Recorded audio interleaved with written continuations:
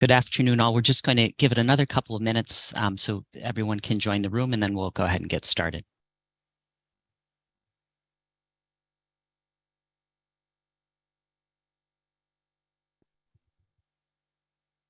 Yeah, just a quick reminder. Are you guys going to open the Spanish channel? As soon as we get through that first slide. Yeah, appreciate it.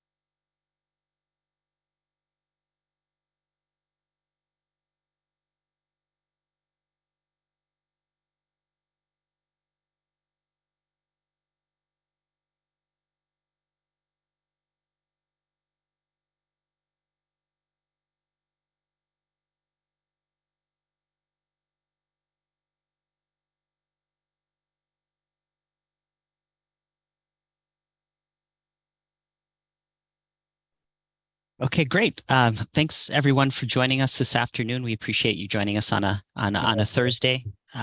We're going to go ahead and get started here. Just a quick reminder that this afternoon session for the Bronx Metro North study is focused on the Morris Park and Parkchester Venice station areas. This is the second of two of these info sessions we'll have held this week.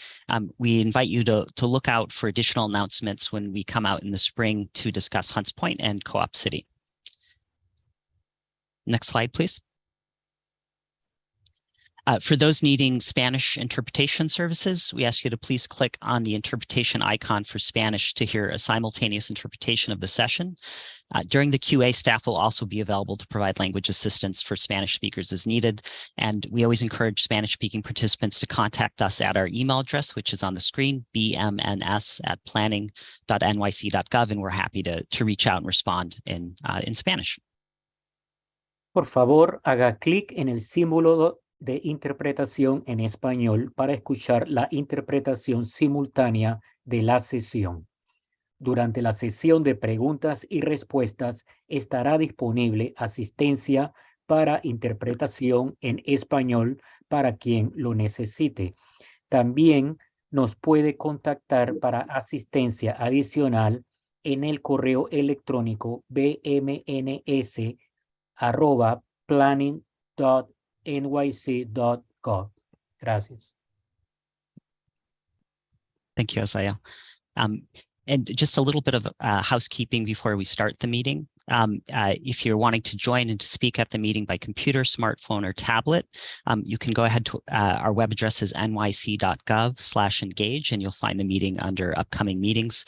If you wish to participate in the meeting by phone, please dial the toll-free number, one of the toll-free numbers listed below, and you can join us that way. When prompted, when calling in, there's a meeting ID that you'll be asked to enter. That's 880-5333-9178.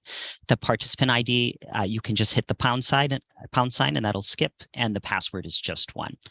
If you have any technical difficulties at all during the meeting, DCP staff are able to help with that. Please just dial one of the phone numbers listed above, any of those numbers, and enter the following meeting ID and password. So the meeting ID for the technical assistance is 863-504-3104, and then just hit the pound sign again to skip the participant ID, and the password is one. Next slide, please. Bienvenidos a la sesión informativa del Bronx Metro North.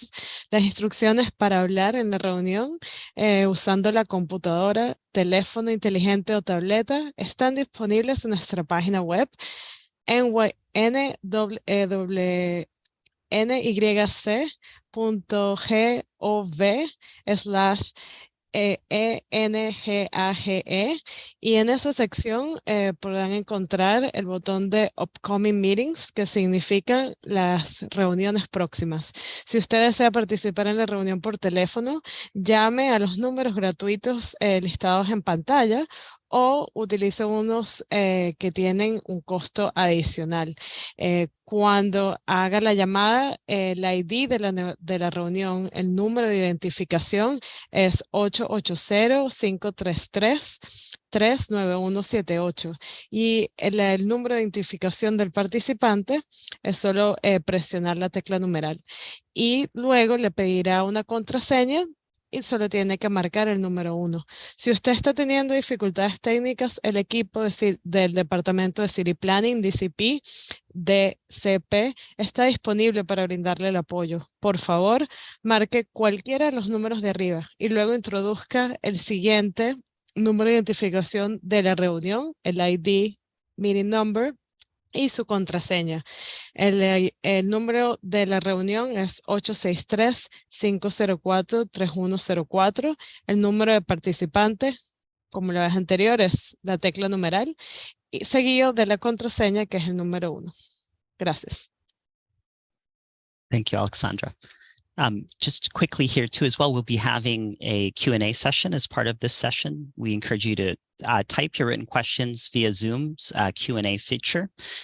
During the live Q&A, you can ask questions in one of two ways. You can, again, type your question using the Q&A feature in Zoom, or you can raise your hand using the raise hand feature to have the opportunity to ask your question live. We just ask that you limit your response to 3 minutes so that everyone gets a chance to ask their questions. If you're dialing in by phone, please just press *9 to ask your question during the live Q&A.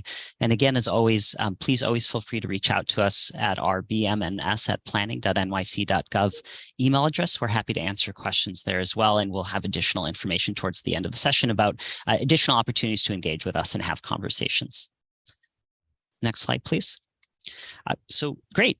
So I think we can jump in now.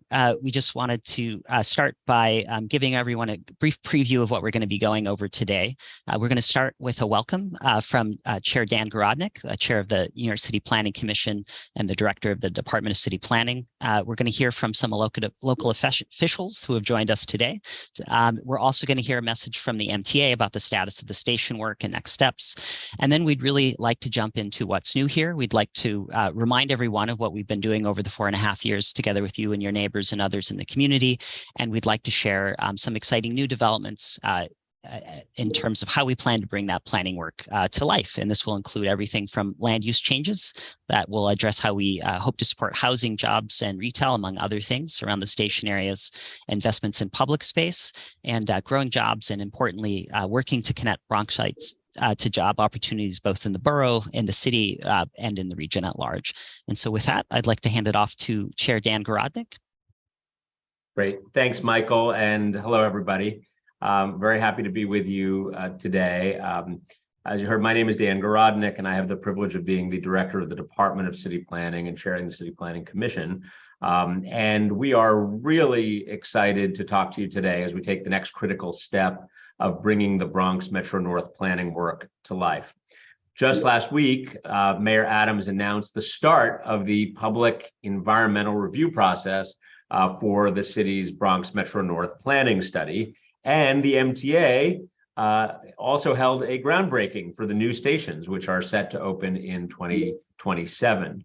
The coming stations in Parkchester Van Nest, Morris Park, Hunts Point, and Co-op City are central to the city and the state's work to better connect Bronxites to the city and also to the region. In two of these communities, in particular in Parkchester Van Nest and Morris Park, we see a real opportunity to bring new housing, and especially affordable housing, thousands of new jobs, retail, and new public open space.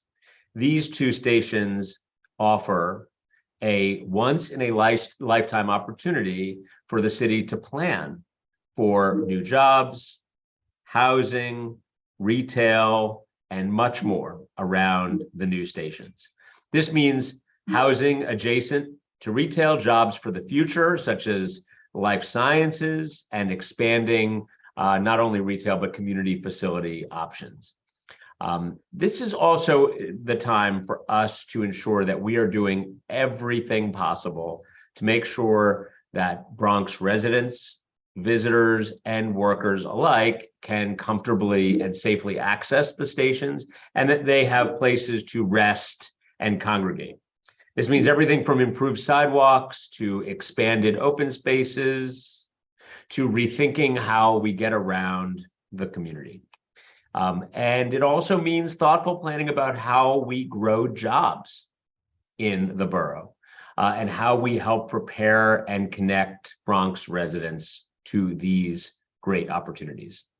We have, thankfully, some wonderful partners who are our elected officials in the neighborhood, some of whom you will hear from today, like Councilmember Velasquez, Assemblymember Reyes, Councilmember Farias, who is represented today by her staff member, Courtney Curd. You will also hear by the borough president of the Bronx, my former city council colleague and friend, Vanessa Gibson. So I wanted to thank all of them for their thoughtful participation in this process. We really appreciate it, and we cannot do it without them. I also want to note a quick thank you to the city planning team, who you're going to be hearing from today and already have heard from a little bit. A lot of work obviously goes into setting up community meetings like this. Even if virtual or in person, they require a lot of effort. And I want to thank them for everything they did to pull our information sessions together. Final word here is that I know many of you joining us today are already intimately familiar with the work that we've been doing to prepare for the coming stations over the past number of years, and also how much more work we have left to do. For those of you who are new to the Bronx Metro North planning process, welcome. We're really glad you're here. You're going to get a brief overview of the work to date and the work to come. We look forward to your feedback, your reaction, your participation, and we thank you very much for being with us today. So, Michael, thanks for the opportunity, and I'm going to turn it back to you. Thank you, Dan. I think we'd like to go ahead and start with Councilmember Marjorie Velasquez.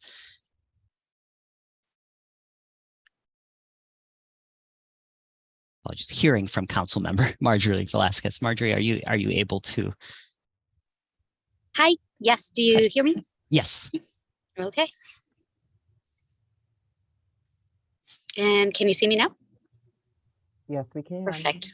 All right, perfect. Hi, everyone. Thank you again for what is our second official info session. I want to thank Commissioner Gorodnick for taking the time out and arranging these info sessions, which are so crucial for our communities to not only understand what's happening, but certainly to bring awareness to our potentiality, like our future, and understanding that we all have a voice in this process and that we are here to listen and to see and to come up with creative ideas and certainly bring back much needed resources to the Bronx, because it was often thought out of borough, out of mind, and certainly not this time. And we are thankful to have state, federal, and city partners that believe in the Bronx and this future that we're going to build together. So I look forward to continuing this conversation, one of many, and I look forward to hearing from you all. So anyone has a question, please reach out to our offices. And certainly there will be additional meetings. And this is the beginning of a beautiful thing for the Bronx. And like I said last time, for Commissioner Gorodnick, let's rock. Thank you, Councilmember. We go on now to Assemblymember Karina Reyes, who's been kind enough to join us today. Assemblymember.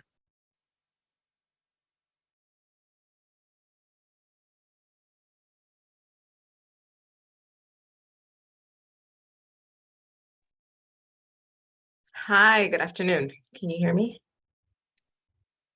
Yes, loud and clear, and we can see you as well. Thank you. Perfect. Good afternoon, everyone. I want to thank the the Office of City Planning for putting this second info session together. I think many of us in the community have been awaiting these Metro North stations very anxiously because we see the potential that this brings for our community. And we're happy that we're having these conversations and hearing the new developments of new potential developments that are coming around the Metro North stations, like additional housing. And I think these information sessions are very important so that folks can provide input as to what that affordability looks like, what the developments look like, and provide more input on the impact that this development will have to our surrounding communities. I'm a Parkchester resident. I know how important things like parking, transportation, access to green spaces, access to open spaces, access to our schools, and retail, how all those things are paramount and important to our communities. And we want to make sure that moving forward, any development can retain the characters of our community, and also that folks have an opportunity to provide that input. So I want to thank you all. I want to remind our neighbors that are tuning in that there will be hopefully more of these, that they should share these with their neighbors and community members so that they can participate in this process as well, because it's so important that we have community input during this process. And I look forward to all the great things that are to come from these Metro North stations and surrounding developments. Thank you for the opportunity to address everyone, and thank you again for holding these info sessions. We really appreciate it in the neighborhood. Thank you. Thank you, Assemblymember Reyes. We appreciate it. Next, we're going to move on to hear from Councilmember Amanda Friese's office.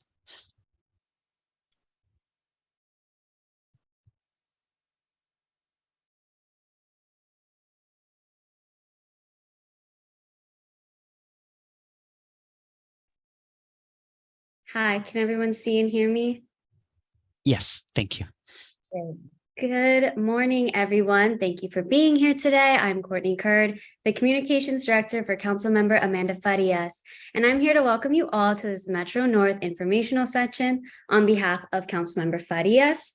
As your local councilmember's office, it is critically important to us that the building of this new station is an open and transparent process that prioritizes the existing community, all of you, and our local businesses. Our office will continue to work in coordination with all of you and Councilmember Farias's neighboring colleagues in the council and state to ensure the Bronx Metro North Plan meets the needs of the Bronx first and is directly for the benefit of all of you and the public. Thank you, Commissioner Dan Garodnick, for your intentionality with these meetings, and to the entire team at City Planning for all of your critical work. Thank you for being here today. Thank you, Courtney. Thank you for being here with us. So if we can advance to the next slide. Next, we're going to hear a message from Bronx Borough President Vanessa L. Gibson. This was kindly recorded for us, and we are very happy to be able to share this with you now. Thank you. Hi, this is Bronx Borough President Vanessa L. Gibson, and I want to thank Chair Dan Garodnick and the entire planning team for holding these very important information sessions on the proposed 4 Metro North stations that are coming to our great borough of the Bronx.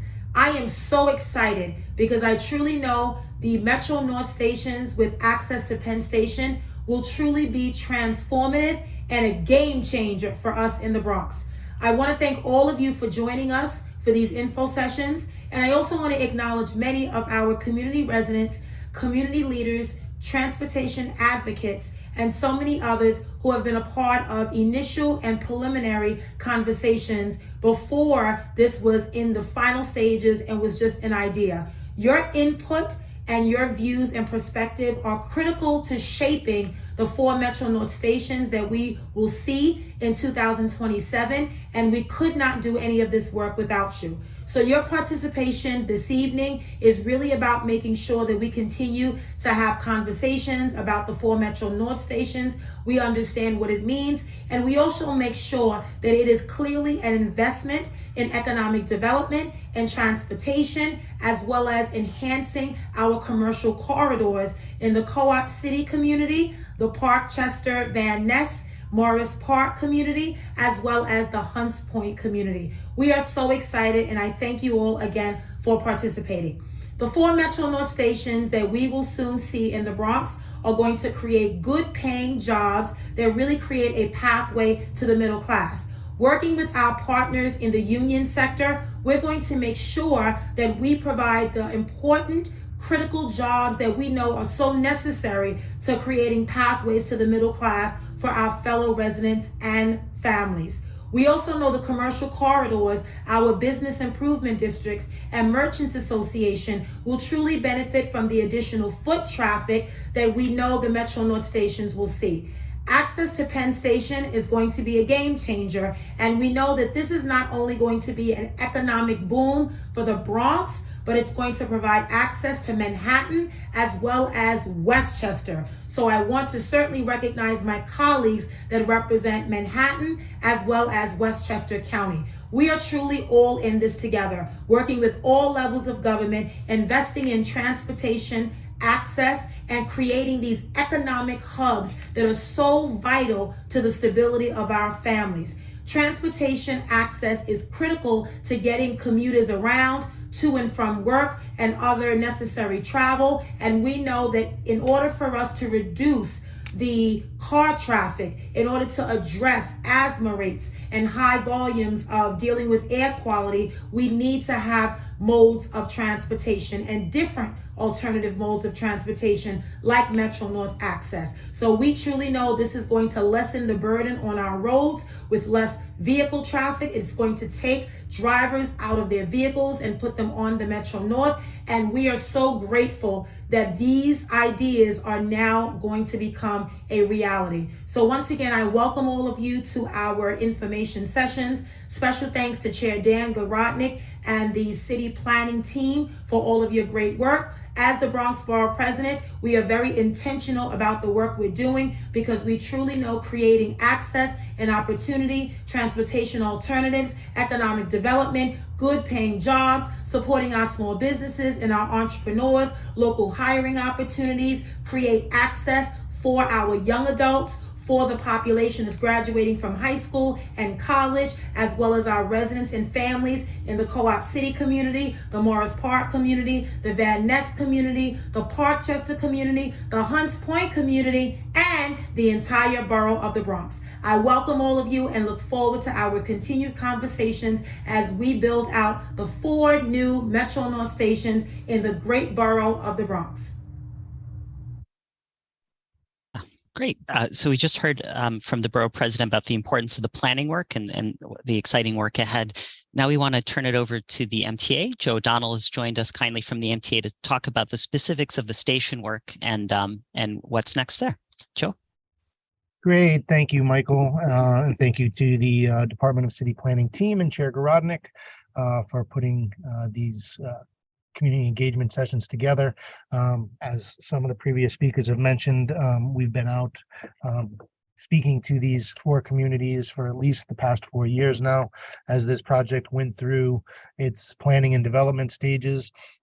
We did award a contract at just about this time last year to advance the Penn Station access project work to build these 4 new stations and the associated components. That contractor was given a notice to proceed in January of this year and is actively advancing the project. Just to give a little bit of a background and a level set for folks who may not have been in some of this early engagement or been privy to the project before, I'm going to give you just a brief backdrop on the project and then let you know where we stand. Next slide. One more, sorry. So those who may not have been engaged or involved in the engagement, what is Penn Station Access? Penn Station Access is going to provide new Metro North rail service to and from Penn Station. We're going to be upgrading the existing Amtrak Hellgate line, which will improve reliability, on-time performance, and on-time performance for intercity rail. In order to advance the equity portion of this project, we're going to be constructing 4 new ADA accessible stations in the East Bronx, which is an underserved area of the system. This will transform our regional transportation system by improving reliability, reducing travel times, and expanding mass transit options. As I mentioned, this is an equity project, and it is going to bolster equity and regional connectivity by delivering a new transit option to an underserved area of the Bronx. Next slide. One more time. So the 4 new stations that have been mentioned are at Co-op City, Morris Park, Parkchester, Van Nest, and Hunts Point. The Metro North New Haven line will come in through New Rochelle, where it'll switch over to the Hellgate line, stopping at the 4 new stations in the Bronx, and then transferring, moving on in through Queens and into Penn Station. Next. Some of the benefits to be achieved by this project: decreased travel times. It's going to improve access to underserved neighborhoods and get you to your destination faster. Not only will the 4 areas in the Bronx be better served by increased access to Manhattan's West Side Central Business District, but it will allow these vibrant job centers and educational centers to be more easily accessed by folks coming to the Bronx, as well as to points north.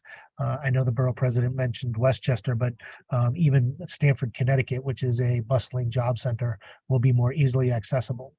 It's going to increase economic vitality, both in the long term and the short term. From a short term perspective, there will be jobs created as a result of this project, as well as local project induced spending. And then in the long term, as I mentioned, it's going to make it that much easier for world-class talent to be able to access these job centers in the Bronx. This project will literally and figuratively bridge communities. Not only does it provide new transit options and create access to Manhattan's West Side Central Business District, but there are communities such as Morris Park, where you have the Einstein Montefiore Medical Campus on one side of the tracks and the Hunch Metro Center on the other, where you would need to traverse around the tracks in order to get from one side of the community to the other. Now you'll be able to use the new station to bridge that community. Similarly, in Parkchester, Van Nest, a community that is divided by the railroad tracks, will now be easily traversed by using the connection created by the new station. From a sustainability standpoint, new Metro North and transportation options will encourage drivers to switch train travel. This will reduce traffic congestion and improving air quality. These reverse commuting opportunities that I talked about, not only is it going to be the 4 new stations allowing access for folks in the Bronx, 2 points north and to Manhattan, but again, it's going to allow folks to get from those points like Manhattan out to the Bronx, or points in Westchester and north to get to the Bronx. So there is true reverse commuting as a result of this project when it's up and running.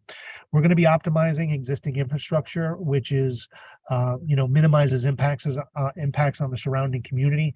We're taking what is presently a right-of-way that can hold 4 tracks but operates a 2-track railroad, and converting it into a fully functional 4-track railroad. So it's not only a more cost-effective solution where we don't have to build a new right-of-way or dig a tunnel, but it is less impactful on the surrounding community because the vast majority of the work is going to be going on inside that right-of-way. I mentioned regional transportation connectivity. This is going to expand transportation options and travel opportunities.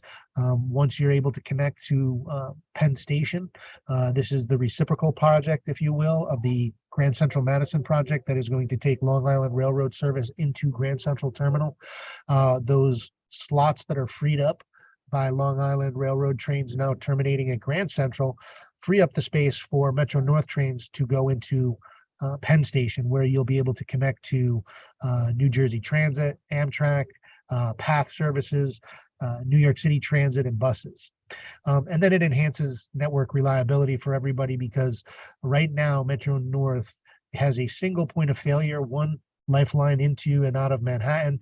This provides a secondary lifeline, which will improve performance for intercity passengers. Next slide.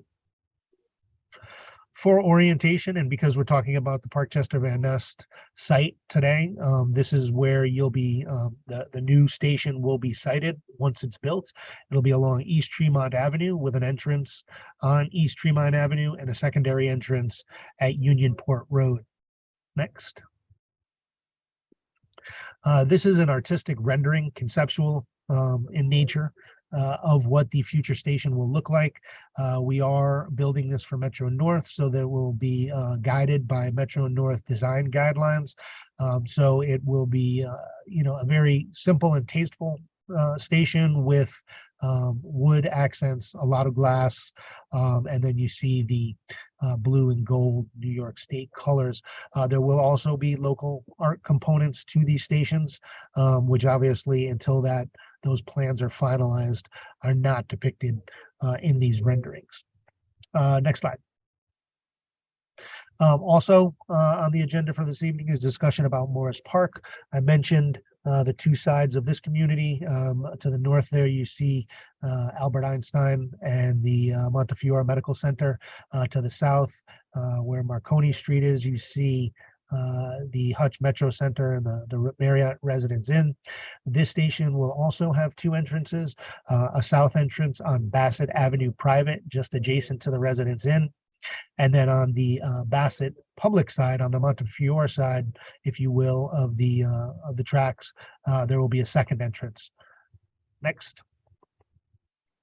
Just some more renderings again, just to give you a sense or a flavor of what the future station will look like at Morris Park.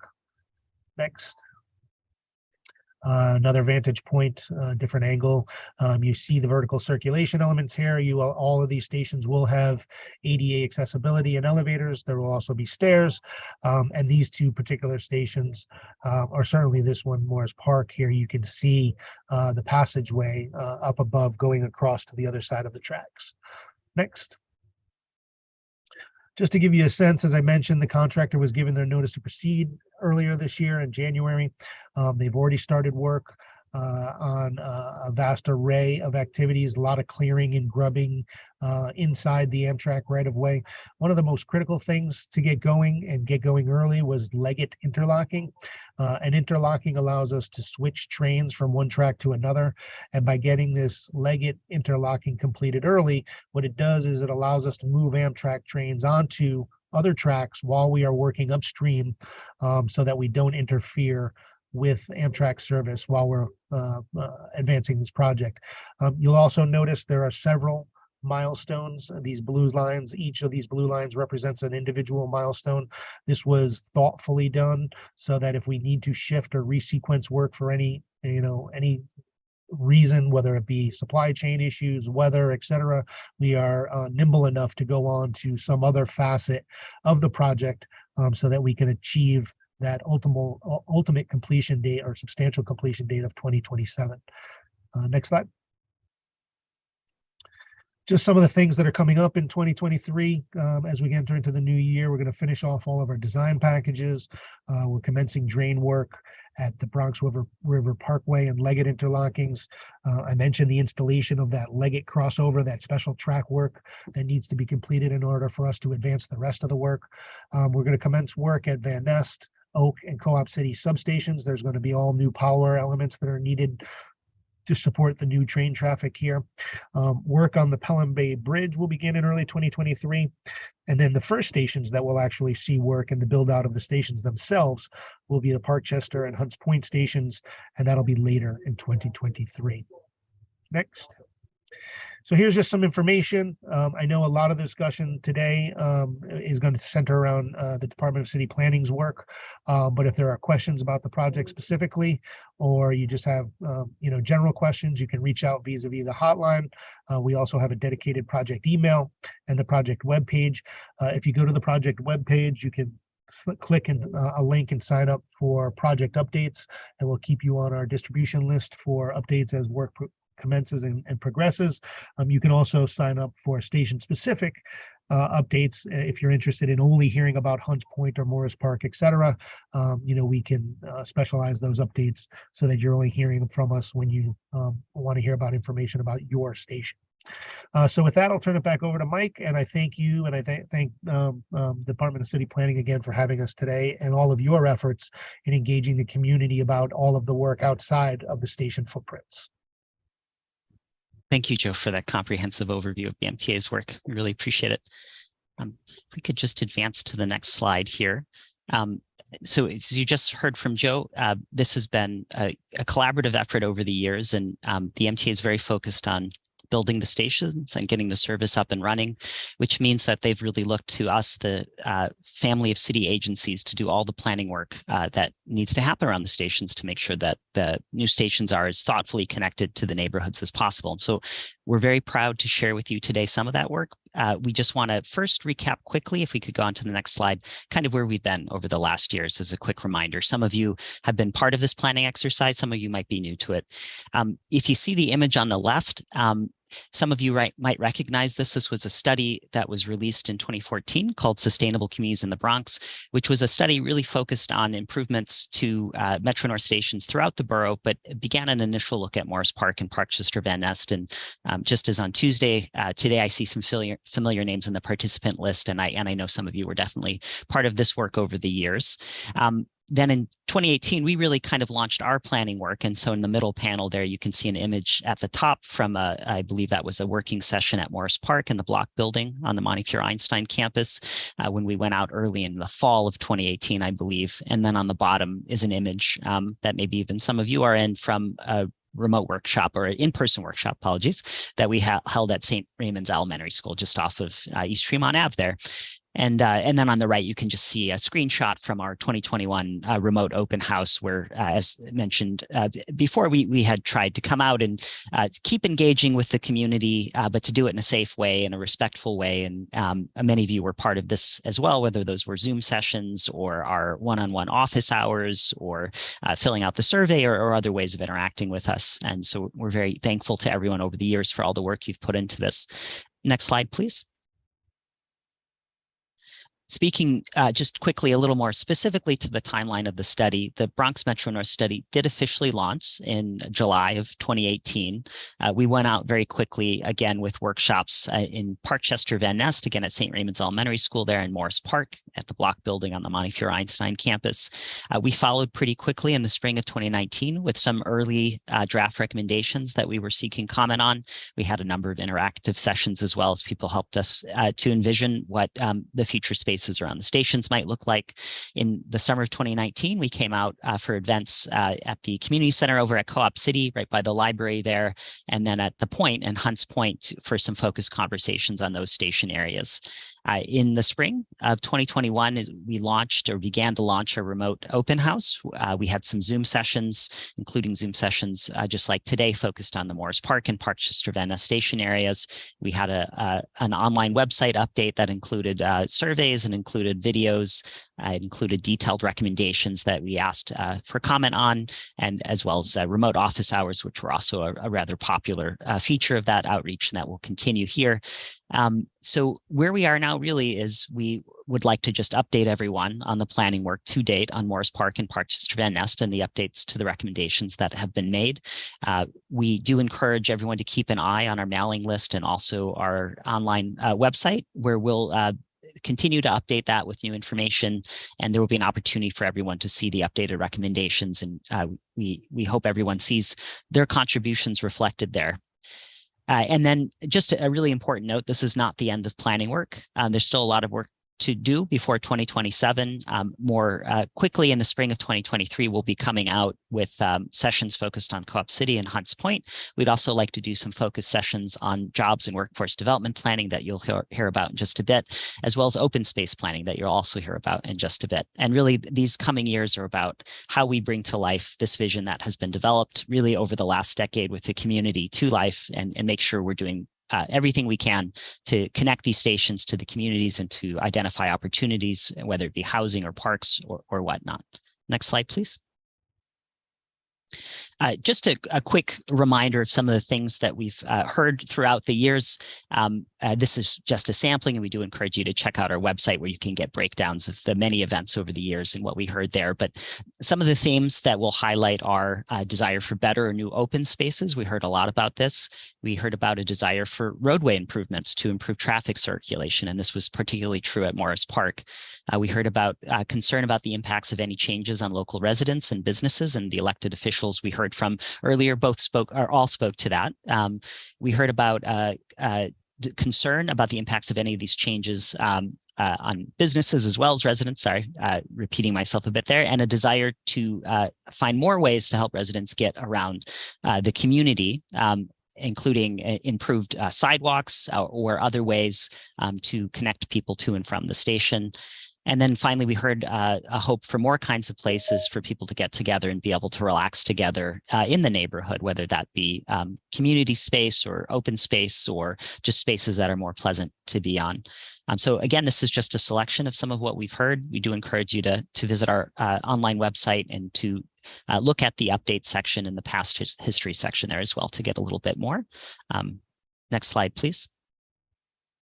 And just a reminder for those that would have joined us in 2021, this will be familiar, but to ensure everyone's on the same page here, as we received over the years the recommendations and the input from the community, we began to organize it into these three overarching buckets. The first of the buckets we call vibrant communities. This really has to do with how we plan for growth, but also how we celebrate the communities that we have today. This can touch on everything from housing and jobs to open space, schools, area history, among many other topics. The second bucket is connected communities. This is about how we get around the neighborhood, the city, and the region. This can, again, touch on everything from sidewalk connections to roadway improvements and many things in between. And then finally, working communities, which is really about how we not only plan for growth of job centers in the borough, including Morris Park, but how we really think proactively and thoughtfully about what we can do to help connect Bronxites to those opportunities in the borough, but also connect them to opportunities that will suddenly become within a very quick ride on the train, both in Midtown Manhattan and north into Westchester and beyond. Next slide, please. And just a quick reminder of some of the work we've done and kind of where we had arrived in past public meetings. These are a couple of sketches that were put together to bring to life some of the past recommendations in 2021.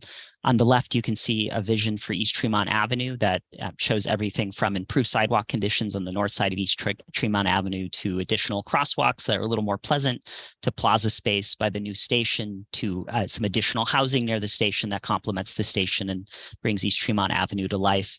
And on the right, we can see a vision at Morris Park for what a new plaza might look like there, and how that might be complemented by a mix of uses and housing and pedestrian improvements and so forth. And so really taking this work and moving it forward, what we want to present today, starting with a focus on looking at housing and jobs and retail, followed by a conversation about parks and open space, and then really ending with a conversation about jobs and supporting job centers, but also supporting Bronxites in connecting to jobs. We're going to go ahead and talk about here how it is we bring these kinds of visions to life and how we intend to do that. So next slide, please. So with that, I'd like to start by introducing my colleague Tun Doiling, and who's going to step everyone through the proposed land use changes to get us to the housing, jobs, and retail and community uses vision. Tun. Thank you, Michael, and good afternoon, everyone, and thank you all for joining us today. As Michael said, one way to implement the community-driven recommendations is to make land use changes, particularly through zoning. And we will now discuss the proposed land use changes for both station areas, starting with Parkchester Van Ness and then moving northeast to Morris Park. Next slide, please. Here you can see how the Parkchester Van Ness station area might look like in the future. The station area centers around East Tremont Avenue, running east-west, and the new train station sits more or less in the middle between White Plains Road to the west and Bronxville Avenue to the east. East Tremont Avenue has for years divided the Parkchester community to the south from the Van Ness neighborhood to the north, and the community-driven vision for this area was then to create an active corridor that ties those two communities together. Specific goals that were developed over the years are to promote fair transit-oriented development that benefits all residents, and to encourage the development of a mixed-use walkable district around the new train station, as well as to respond to the context of the surrounding neighborhoods, and to encourage welcoming public connections with and throughout those neighborhoods.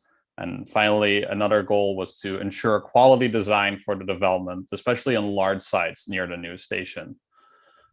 Next slide, please. And one of the tools available to us to implement community-driven recommendations and realize the vision that also Michael spoke to is changing the land uses and the zoning. And here you can see the proposed rezoning area with the dotted outline. And as you can see, the rezoning area sticks close to East Fremont Avenue and the new train station. And now I will talk through the proposed zoning changes and what they seek to accomplish. And first of all, since little housing exists here today along this corridor near the station, to allow for new housing and along these key corridors and close to the train station. And when doing so, requiring the inclusion of permanently affordable housing in new developments to give households of all income ranges an opportunity to live close to future transit service here. Next is to allow for local retail and other services that strengthen commercial corridors. You can see that on East Fremont, Bronxville Avenue, and White Plains Road, as well as to provide controls to shape development and also create open space, such as plaza space on large sites. Also to create density close to the station to really capitalize on the MTA's investment on new train service here. And finally, to have consistent parking rules that both reflect the local need for parking and also that improved transit access will come to these neighborhoods and people will have more alternatives to get around in their neighborhood and in the city as a whole. Throughout the presentation, you will see illustrative drawings of how the area might look like in the future under the proposed zoning. And we really included these drawings to give you a better sense of the kind of development that would be possible here under the proposed rezoning. But just to be clear, a property owner is under no obligation to develop their property and build exactly what is shown in these drawings. In other words, existing uses and businesses that are in the neighborhood today are allowed to continue after the proposed zoning would be adopted. But if a property owner wants to develop their property, they would have to then comply with the proposed zoning regulations. Next slide, please. I will now step you through the proposed rezoning and what it means for specific areas. So let's start with the section to the west of the new station here, centering around the intersection of East Fremont Avenue and White Plains Road. And we'll then work our way east along East Fremont Avenue before discussing the proposed land use changes in the Morris Park station area.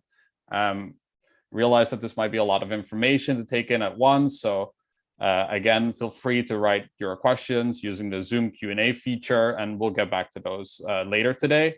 And also we'll post more resources, including this presentation and a recording of today's session. We'll make those available on our webpage.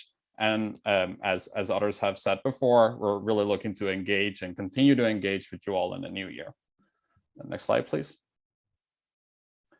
So let's jump in. The first section, to promote activity throughout the area, we're looking to offer options for housing near the new station and more housing near the station, and to encourage community serving retail on these corridors. Those were all goals that are identified not just for this section, but generally along East Fremont Avenue, as well as Bronxville Avenue and White Plains Road. And we're proposing zoning here that would typically allow for buildings with about 7 to 9 stories with housing and a ground floor with retail shops or food stores or restaurants or something like a beauty parlor, all the things that you would like to see in your neighborhood and that you could use and go to. And these buildings match the heights of the existing apartment buildings to the south of this section here. And again, the illustrative drawing on this slide provides a sense of what this area could look like in the future under the proposed zoning or rezoning.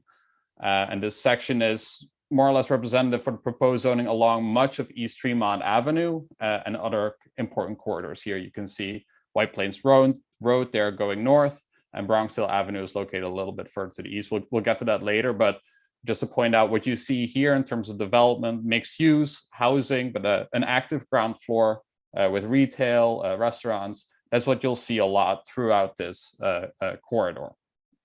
And we're really looking to do that to create more housing close to the train station. You can see it here on the slide on the right-hand side, and really encourage community serving retail to also create more activity and pedestrian traffic. You already have more pedestrian traffic with the new station coming online in 2027. And again, that's really what we're looking to do along this corridor, not just in this section alone. Next slide, please. The second section centers around the north side of East Fremont Avenue, again, west of the new train station. And over the years, we heard a lot of concern about the impact of the auto repair shops here on the ability of people to walk to and from the new train station. And at the same time, we've also heard about the importance of keeping land available for auto-related uses, such as auto repair shops. And to balance this, we propose making a minor change to the zoning that exists now, and that would allow sites that we want to redevelop into 1 or 2 story neighborhoods serving retail, such as a bodega or coffee shop, to do so. The issue is that under the current zoning, the parking regulations require an amount of parking that is hard to provide on these lots. These lots are pretty narrow and shallow, so there's not a lot of room to create parking. And just meeting the parking regulations now would make it hard for a local retail shop to start here. Next slide, please. And now let's focus on the vacant block south of East Fremont Avenue between Unionport Road and White Plains Road. I'm sure many of you are very familiar with this site. It's sat empty for the last few years and used to have retail stores and a gas station. While this block is not a part of the Parkchester community, it does offer an important opportunity to restore the transition between the Parkchester community and East Fremont Avenue. And the proposed zoning would typically allow for buildings with 12 to 14 stories, but also because of the unique nature of this site, we're proposing extra flexibility here to provide a transition sort of to the lower scale neighborhood to the south and the west, and the larger buildings that are part of the Parkchester development to the east of this site. Future development here would really consist of, again, housing and also retail and restaurants on the ground floor to create activity here, also important bus stops here, an important gateway close to the new train station for pedestrians. And again, the illustrative drawing on the slide provides a sense of what this could look like in the future. And you can see that also because of having zoning that provides for flexibility in how a future building might look like. You can see, for instance, here that an internal retail plaza is a possibility here. Next slide, please. We now move more north of the rail line to discuss a block south of Baker Avenue and west of White Plains Road. And the city believes that some additional housing is appropriate on this large site, given that it's really close to an additional station access point at Unionport Road at the bridge. But we also see this site as important to transitioning between the higher, denser buildings south of East Fremont Avenue to the lower scale Van Ness neighborhood to the north. And we want to help also activate the stretch of White Plains Road close to the new train station access and encourage local retail shops and delis and food stores to set up shop here on the ground floor and create more of a exciting experience for pedestrians going to and from the station. Next slide, please. We'll now move to the second section. This really consists of 2 large sites to the north and the south of the new train station. Next slide, please. One of the greatest challenges raised during the public process with the community was how to create more activity along East Fremont Avenue between Bronxville Avenue and Unionport Road. This stretch is a very long, uninterrupted stretch of East Fremont nowadays. And we think by providing new housing and community serving retail immediately across from the new train station, that could really help us create more activity here and break up that uninterrupted stretch. And the proposed zoning would allow for reaching those goals, which include creating a front door to the station for the Parkchester community, as well as to use special district rules to shape development on this key site. It's an important and big site. But also by allowing local retail and creating residential density across from the station, as well as to maintain, and we've heard this a lot, the concern about parking also came up earlier today, but also to maintain existing parking for Parkchester residents. In the future, you can see new mixed-use buildings here. Again, active ground floors with local retail, maybe also community facility uses with housing above. And we propose for allowing flexibility here to also create buildings that allow for light and air to come onto East Tremont Avenue, and also to the Parkchester development that is immediately south of this site. Next slide, please. This site, again, a big site close to the new train station, is currently home to light industrial uses and next to the Con Ed facility.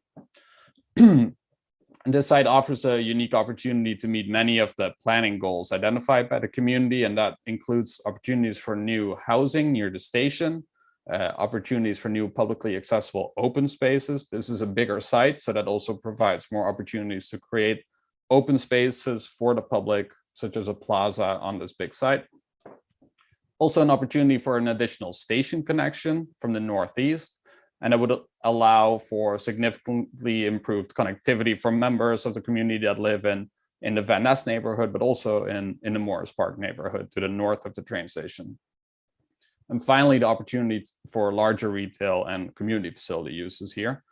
The proposed zoning would allow for new residential buildings across the site, but also have special site controls to ensure that there is a quality design and the creation of public open spaces, such as plazas, as I just said, that would really also meet the community's need for more and additional public spaces, open spaces in the neighborhood. And in order to create a walkable connections and activity throughout the site, we're allowing retail and other commercial uses on the ground floors of building across this large site to create pedestrian activity across the whole site. Next slide, please.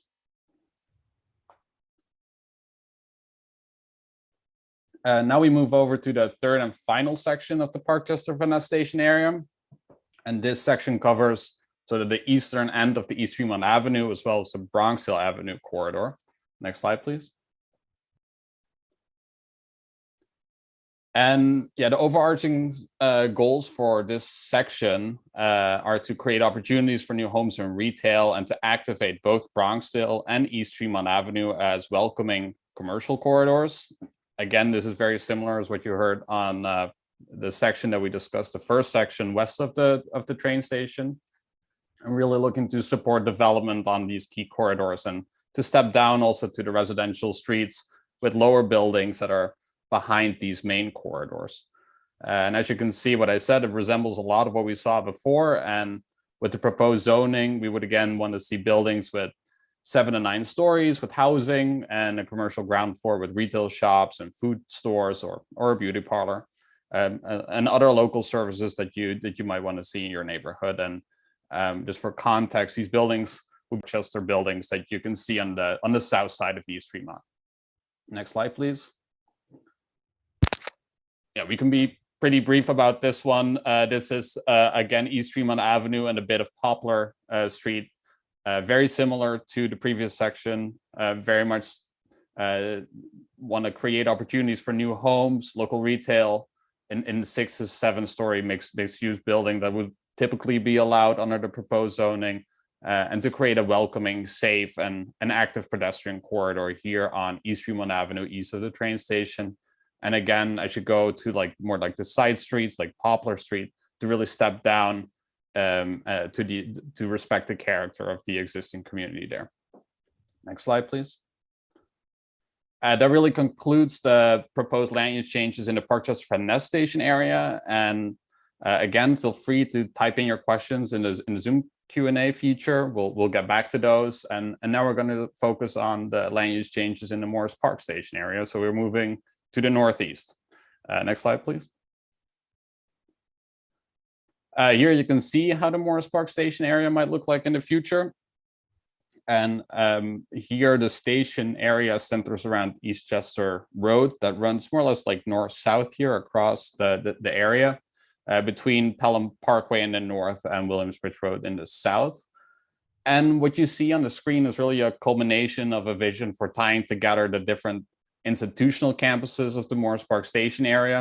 Morris Park is already one of the largest job centers in the city. And with the new regional rail station that the MTA spoke to just now, also the city's planning work, that offers really an opportunity to create a truly world-class jobs campus in the Bronx. And among the goals that we've developed with stakeholders in the community over the years are to create a neighborhood that support transit-oriented development, to really make use of that rail service, and also support area institutions and job growth here in Morris Park, as well as to promote fair transit-oriented development that benefits all residents, especially benefit the existing residents in the area here, as well as to ensure easy and comfortable station access and promote residential growth and local retail, especially along the key corridors here, of which Eastchester Road is a very important one. And finally, also to create better connections, more welcoming connections throughout the neighborhood and link to the Morris Park neighborhood. And again, same for the Parkchester Van Nest station area. You'll see illustrative drawings for each of the sections that will step you through and what this area might look like under the proposed zoning in the future. This is really to give you a better sense of the type of development that would be possible here and that you could see in the future. But as I mentioned before, for Parkchester Van Nest, existing businesses and uses are allowed to continue. Property owners are not under no obligation to exactly build what is shown on these images, but it's really to give you a better sense of what the future might look like here. Next slide, please. And here you can see the proposed rezoning area. One slide back, please. Yeah, thank you. Here you can see the rezoning area with the dotted outline on your screen. Again, the rezoning area, we're going to stick pretty close to the new train station and the Eastchester Road corridor that goes along it. And now I will briefly talk you through the proposed zoning changes and again, what goals they seek to accomplish. And the main thing is to support the growth of the Morris Park Jobs Campus here. So the zoning framework for this area is to support the growth of educational, health, and life science sectors in Morris Park, but also to very little housing exists here today within the rezoning area, to allow for new housing near the new train station and along these key corridors and create density close to the station to capitalize on a new train service.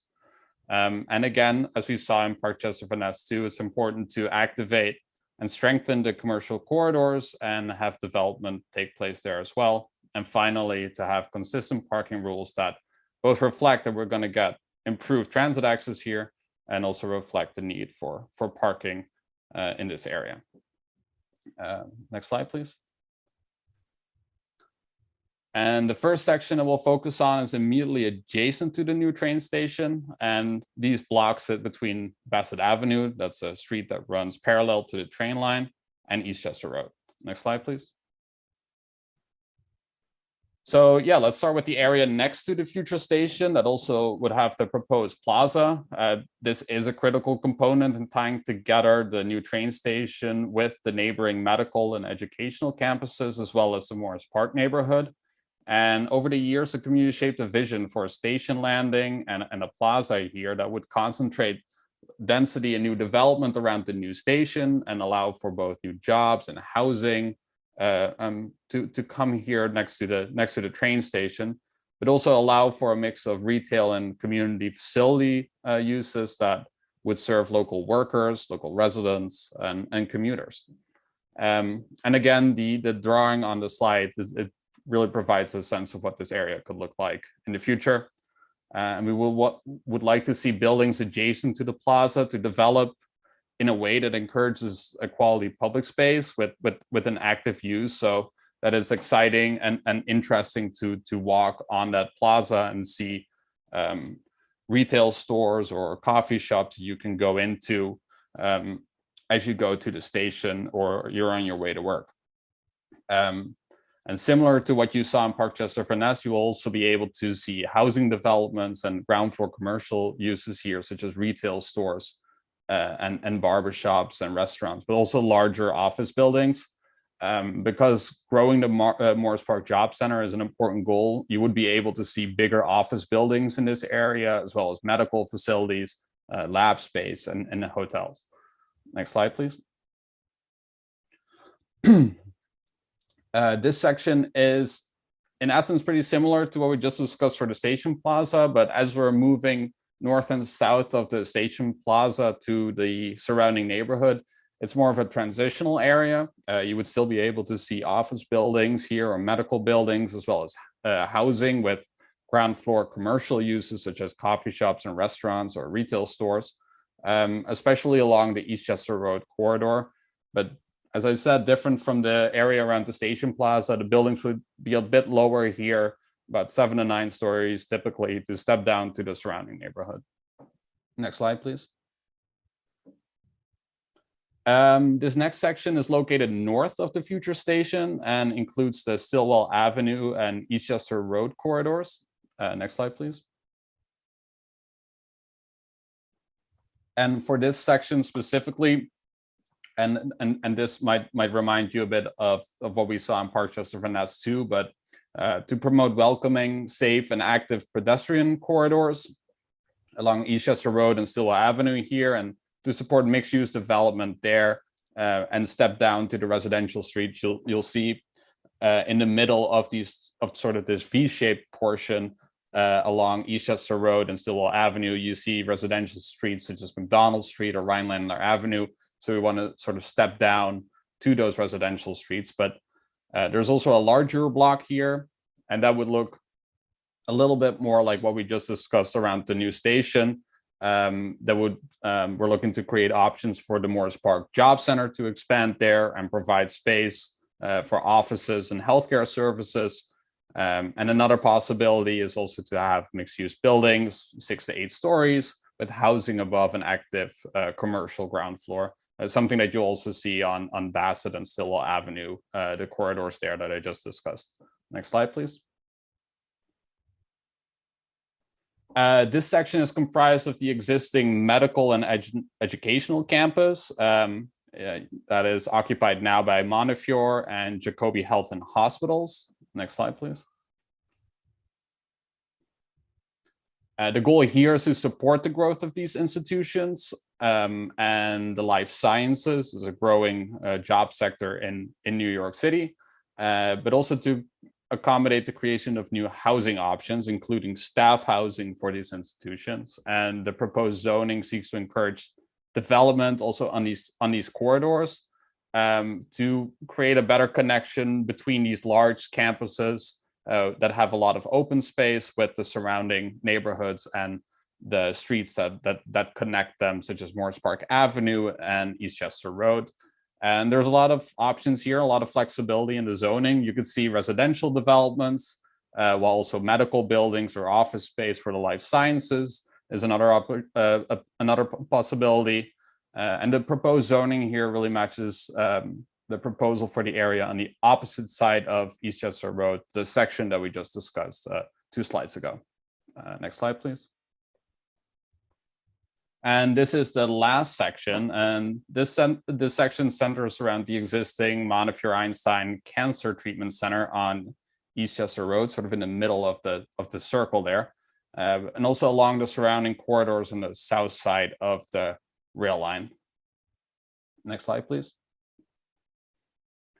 For this area, again, the goals are to facilitate the growth of healthcare institutions that are also here right now, and the life sciences in Morris Park in general, but also to strengthen the corridors here. You can see some larger blocks here, but also smaller portions along Williamsbridge Road and Eastchester Road, where we're looking to promote active retail uses along those pedestrian connections that would serve like commuters coming into the new train station and going to their jobs in the morning, and residents in the neighborhood as well. And we want to support development on those corridors and step down to the surrounding residential areas. And similar to other sections in Morris Park that we just covered, you will be able to see buildings with healthcare and offices on the larger blocks, and typically 6 to 8 story buildings with housing and a ground floor with retail stores or restaurants along Williamsbridge Road and Eastchester Road corridors. Next slide, please. Yeah, this section and this slide concludes the overview of the land use change for the Morris Park Station area. And before that, we discussed the proposed changes in the Parkchester Van Ness area. And this really is a once in a lifetime opportunity to capitalize on the new regional train service that is coming online in these neighborhoods in 2027, and also to support the growth of the Morris Park Job Center, which is, as I said, one of the biggest job centers in the city and is a really important job center for the Bronx. Again, I realize this was a lot of information, so we can now have a brief Q&A and respond to questions that were posted before. Michael? Thanks, Ton, for that excellent overview. Just for the sake of time, we have a couple questions. We'll come back to them in the Q&A. We just wanted to make sure we had time to go through the exciting work around the jobs planning, as well as the open space planning. So we'll come back for Q&A. If you've been dropping questions, you might have gotten answers already from Joe at the MTA, who's very kindly been responding to MTA-related questions. Otherwise, we'll come back at the end here and respond to the other questions we've been getting. So with that, you just heard about the importance of the work related to the land use change. Now we're going to hear from Camila Thomas in our office about the importance of the open space planning work. Camila. Thank you, Michael. Next slide, please. So you've just told you about some of the ways we hope to bring the community's vision for housing, retail, and other uses to life, but this is only one part of our planning work. So now we'd like to share with you ways in which we're working to bring to life the community's vision for open space and connections throughout the station areas to better connect you to the places you love today and the ones you love tomorrow. Next slide, please. So we've heard a lot over the years about the community's vision for a more walkable, more pleasant, and more inviting network of public spaces and pathways. This has included everything from concerns about poorly lit underpasses, needed sidewalks, as well as bigger visions for new or expanded open spaces, among many other items. Next slide, please. At Parkchester Van Ness, more than anything else, we heard about a community vision for an East Stream Avenue that is both inviting and that serves as a welcoming connector between the Van Ness and Parkchester communities, regardless of the new station. This included a vision for a sidewalk improvement and other additional crosswalks with a focus on the new station. This has also included conversations about providing additional station connections, such as an easier and quicker option to the west for people walking from the Van Ness neighborhood. So to bring the corridor to life and to provide a level of activity that both serves the station and the area residents, we heard about a desire for retail and housing centered around the new station. Bronxdale Road, White Plains Road, and Unionport Road were also important focuses of the conversation. In short, how do we make moving north and south of East Stream Avenue as comfortable and inviting as moving along it? So we identified some improvement opportunities, including the expansion of Van Ness Park through the demapping of Victor Street and the creation of an additional entrance to the station at Unionport Road. Next slide, please. We've heard a lot about needed improvements over the years, and among the desired improvements we've heard about at Parkchester and Van Ness were a plaza space around the new station landing, improvements in sidewalks, pedestrian crosswalks, and improved pedestrian conditions crossing north and south along Bronxdale Avenue. If you could click the slide, please.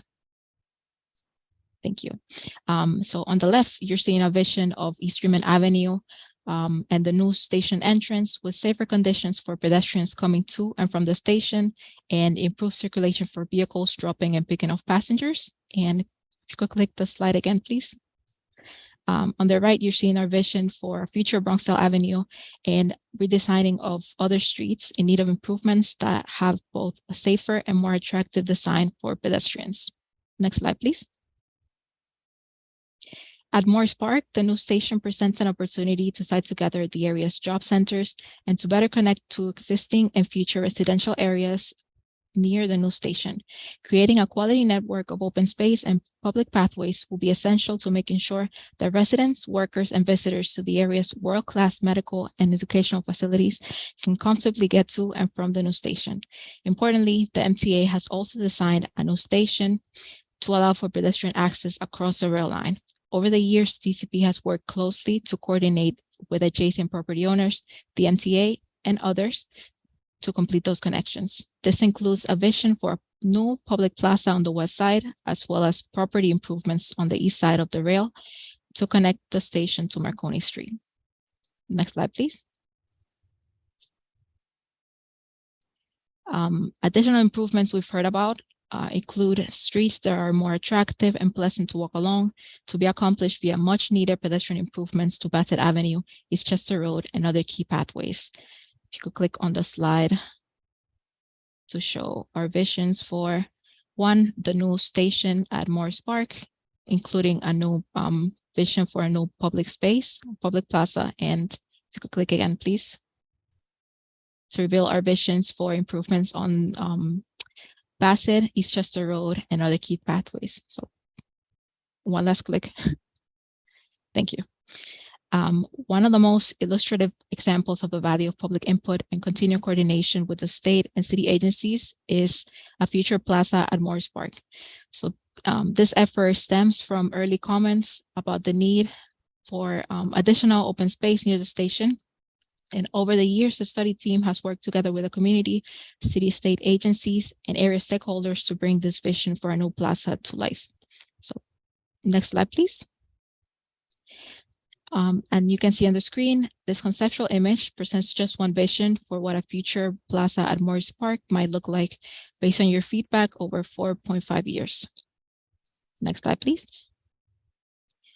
This is another view of this potential conceptual rendering, showing the possibilities in uses, services, and retail, and different uses at night and during the day. And now we're looking forward to continuing our work with you, the community, agency partners, and area stakeholders to ensure that Morris Park gets this much needed open space and a gateway to one of the city's largest job centers. Next slide, please. So to continue that work, now we'd like to hear from you about the types of engagement you'll be interested in taking part of in the coming year. So please leave whatever option or your comments on how you would like to engage with us in the future in the chat box below. And now I'd like to introduce Cameron Burrows, my colleague here at the Bronx office, who will be discussing another important part of our planning work, workforce development in the area. Cameron. Thank you for that, Camila. There's a lot of exciting things coming in our public space and public realm. My name is Cameron Burrows from the Bronx office, and I'm proud to announce and discuss the workforce and economic development work currently being done by our office and city team in the Bronx. Bringing 4 new Metro North stations to the Bronx creates an incredible opportunity for Bronx residents. Next slide. The new station will strengthen connectivity and improve access to more high-quality jobs, and we are very excited to be a part of this workforce and economic development process and to center Bronxites in this work. Next slide. We are excited to have a very committed and passionate team working hands-on and making this initiative a priority. The 3 goals that guide our efforts are strengthening and focusing on job centers around the new stations, increasing regional access to jobs, which will give Bronx residents more options and more opportunities to participate in diverse sectors, and to connect and prepare Bronxites for high-quality jobs around these new job centers. And that connection part is very important. Next slide, please. The Bronx is uniquely positioned between 2 major life sciences hubs, Manhattan and Westchester County, and that geographic connection combined with new rail service will give Bronx residents a wider range of jobs and careers, existing and new. New rail service will connect Bronxites to robust and fast-growing sectors in healthcare and life sciences. Jobs in life sciences are wide and varied, such as advanced genomics, biopharmaceutical, cancer research, all the way to medical collaborators and lab technicians.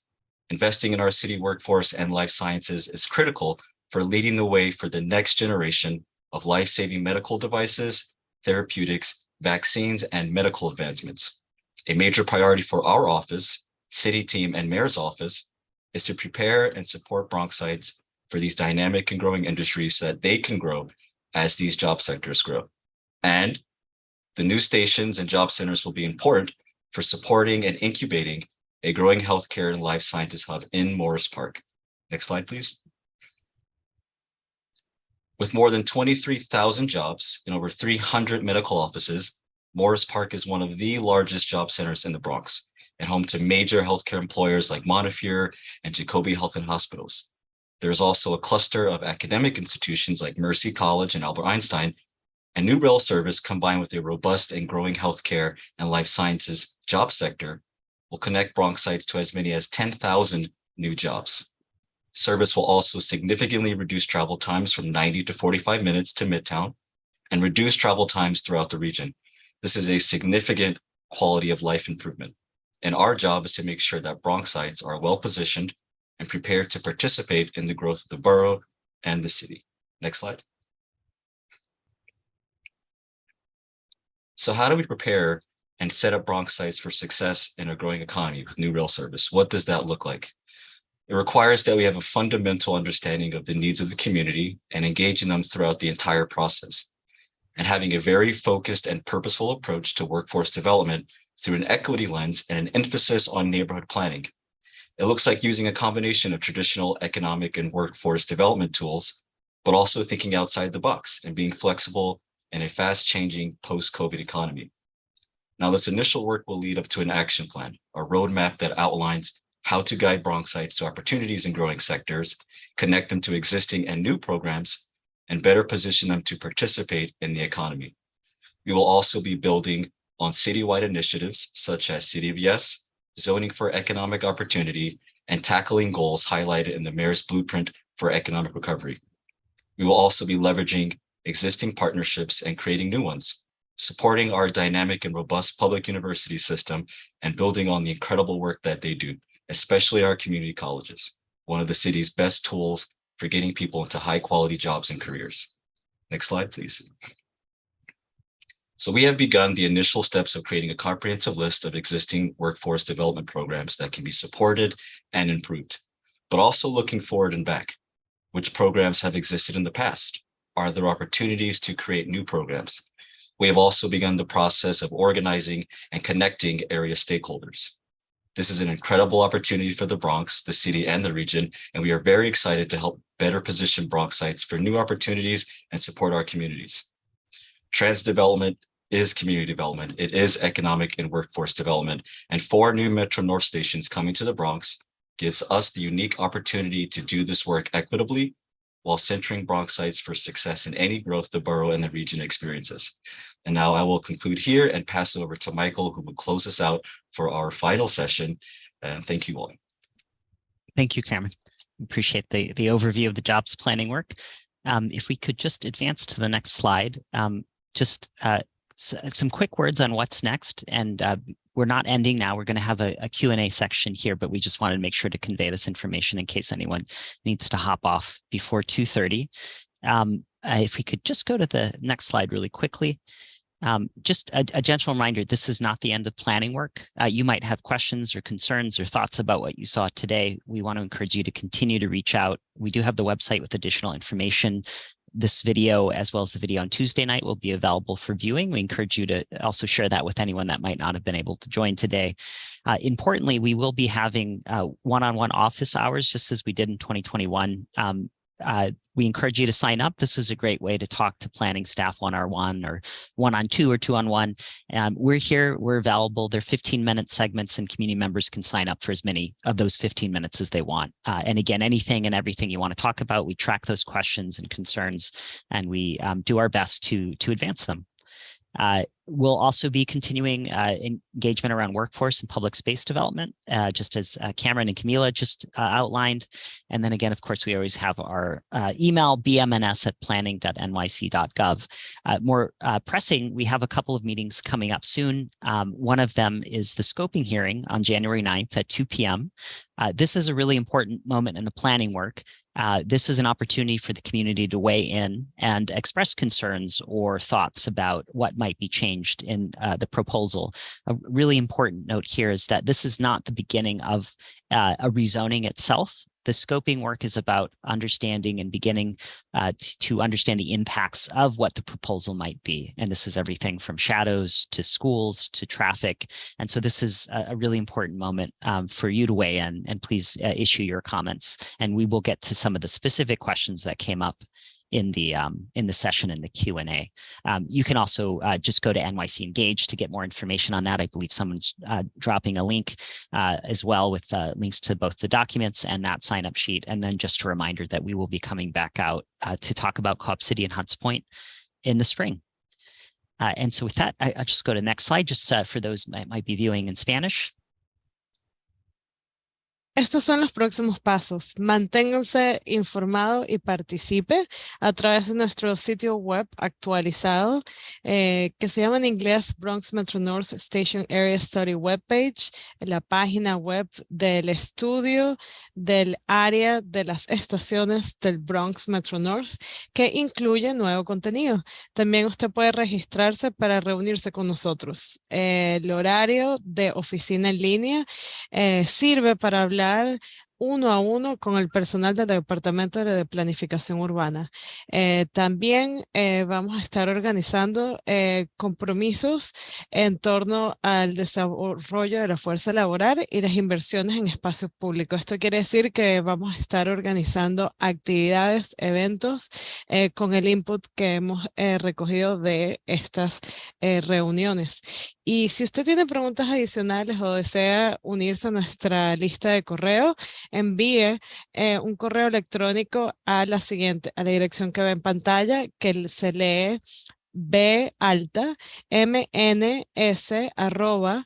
@planning, como suena con doble N, .nyc.g.o.v pequeña. Nuestras próximas reuniones serán el año que viene. El lunes 9 de enero a las 2 de la tarde es nuestra reunión pública de alcance. Esta reunión es parte de nuestro estudio ambiental.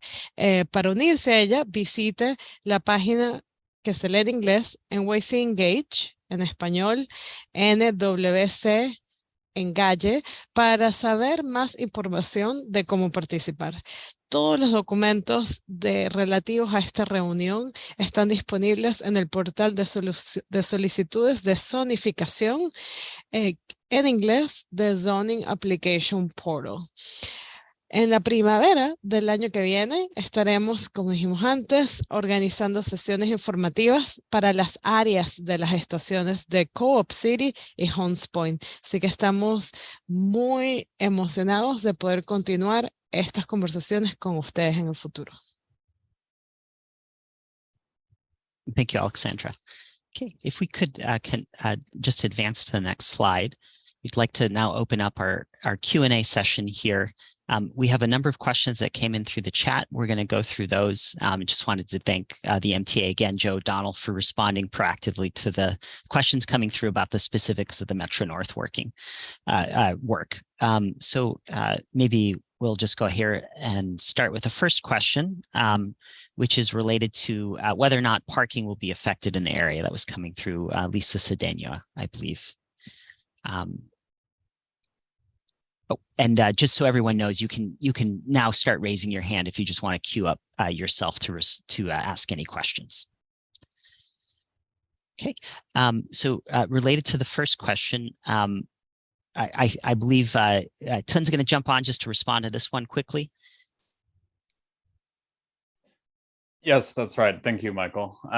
Yeah, I think what we saw in the Q&A function is questions about how parking might be affected in this area, and just to give you a little bit of an overview, Metro North around the new stations will not be building new parking structures, and the city is a part of like the sort of the plans that we just discussed. Like the city is not immediately building parking structures near the new train stations, but structured parking could definitely be built in the area. But more in general, what you'll see with, like, I think I mentioned in the presentation, looking for like a consistent parking framework for that area, and what that really means is that we'll see these areas are pretty car dependent right now, but we'll see new high quality transit service come in, and not just transit service, but also improved connections from these neighborhoods to the stations and outlying areas, not only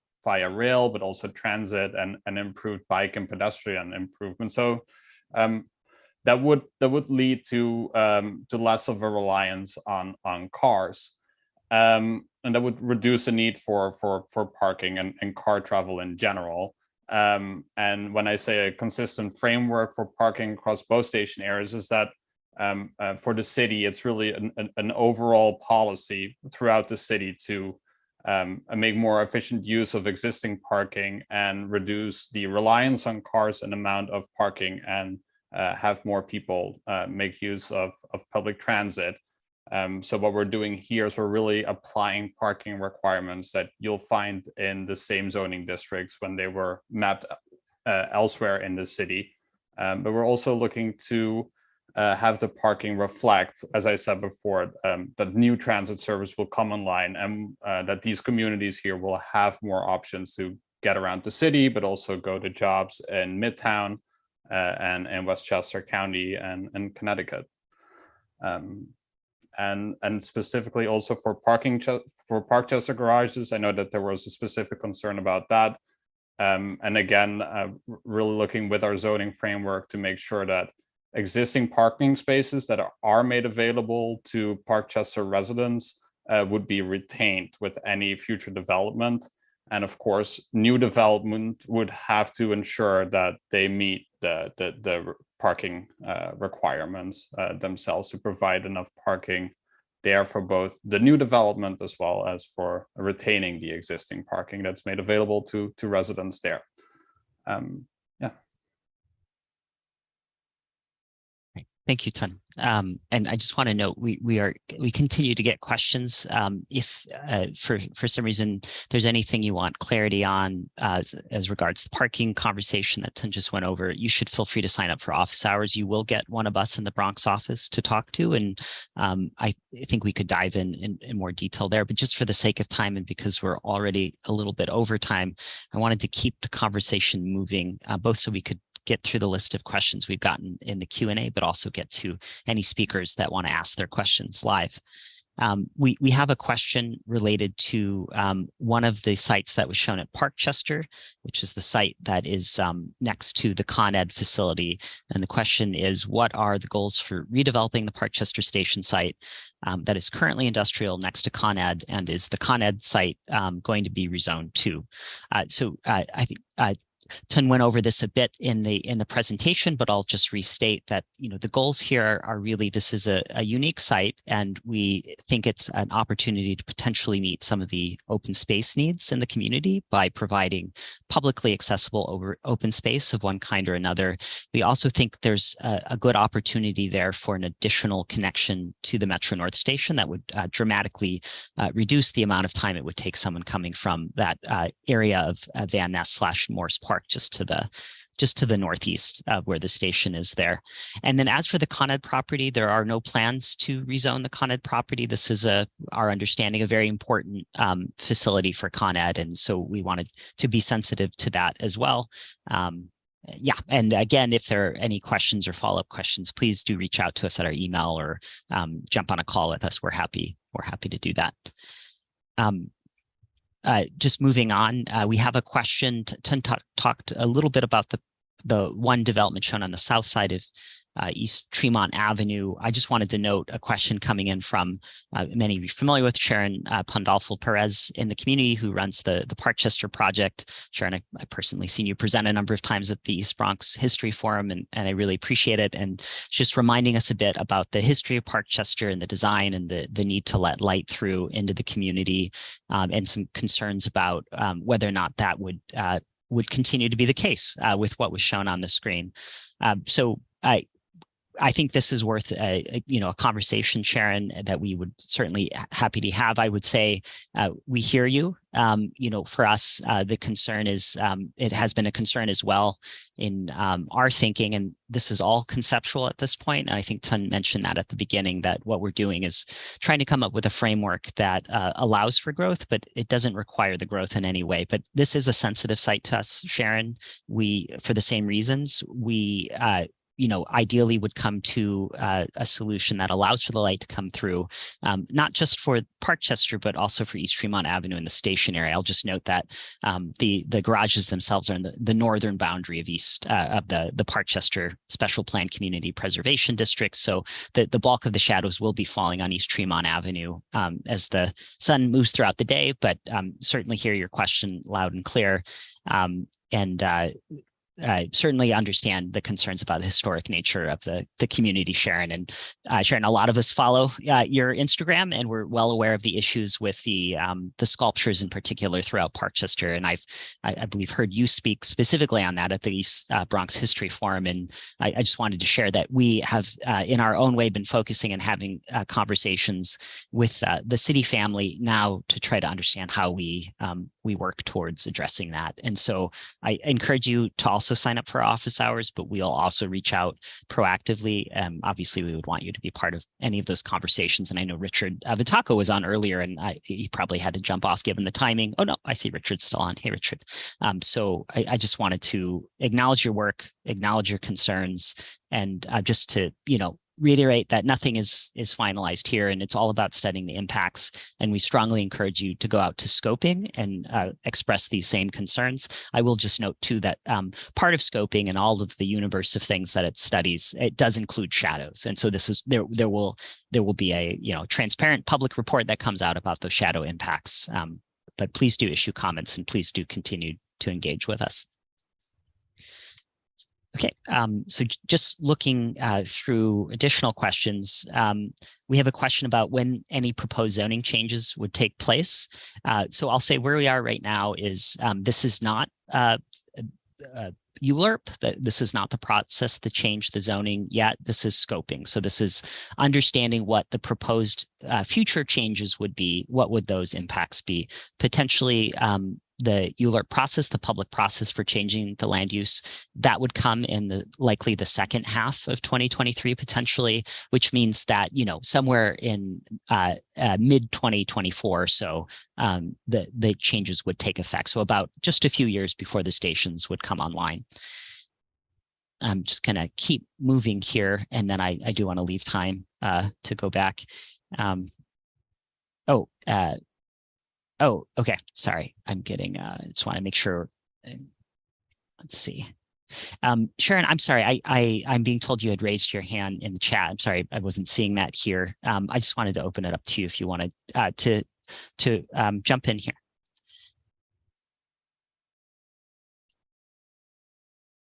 Oh, I'm promoting to panelist. Okay, thank you, Tom.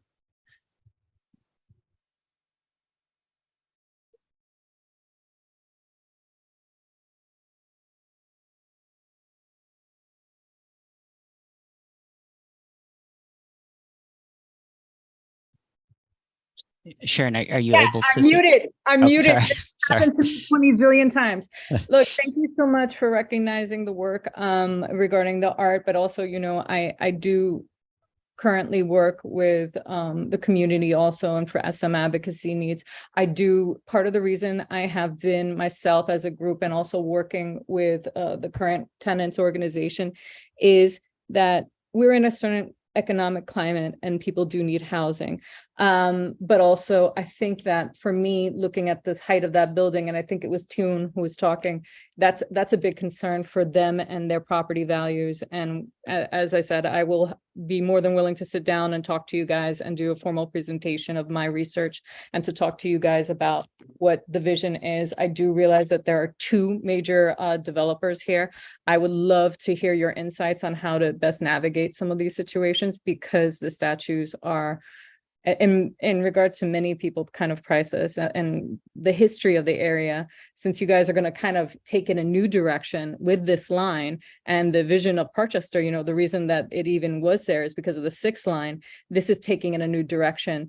And I just want to make sure we keep all those factors in mind. My big concern is for parking. I heard Tion talking, and one of the things that made me a little sad was a comment of, well, we're evolving past cars. This community is family dense. Everyone has a car. Some people drive 2 hours as it is without this plan in motion, unless the plan is to push people out. And a community without the existing people, you don't have your color vibrancy, everything that you guys are talking about. And you have two economic levels. You have your healthcare level, which is making a whole lot more than the average 35 to 45K that of the people that we currently have here. And that's a total household income, where maybe a healthcare worker in the lower levels starting at 45 to 50.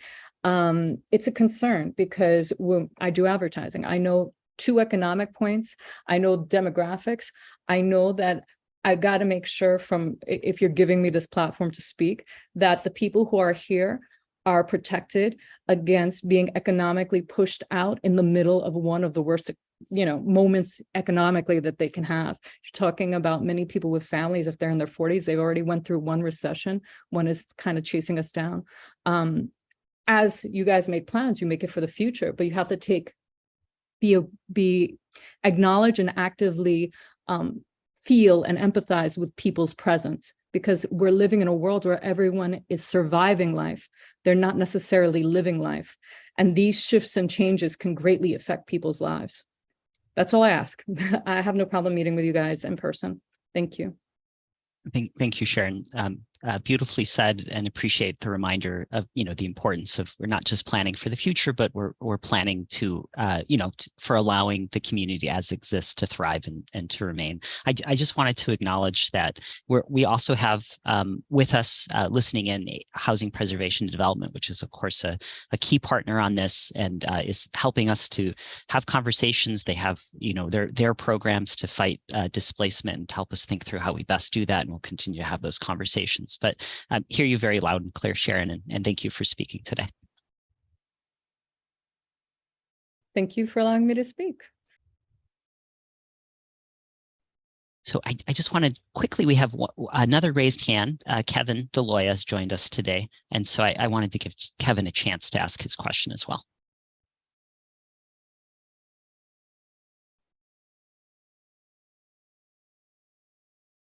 Kevin, you should have the ability to turn on your mic and camera if you so choose.